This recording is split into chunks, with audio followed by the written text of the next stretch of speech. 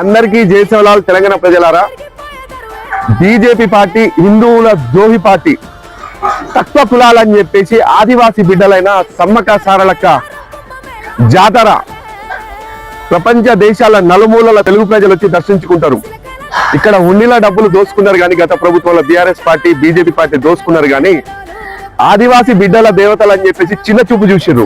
కానీ Congress party government రాగానే 100 సంవత్సరాలైనా చెక్కు చెదరకుండా ఈ ఆదివాసీ బిడ్డలైన సమ్మక్క సారక్క వాళ్ళకు గౌరవంగా ఉండాలని చెప్పేసి ఆదివాసీ బిడ్డలకు తల్లి అయిన సమ్మక్క సారలకు 72 కోట్లతోటి చెక్కు చెదరకుండా 100 సంవత్సరాలు గుర్తుంచిపోయేటట్టు నిత్యం 3 నెలల్లో కంప్లీట్ చేయాలని చెప్పి 72 కోట్లతోటి పనులు శాంక్షన్ చేసిండు.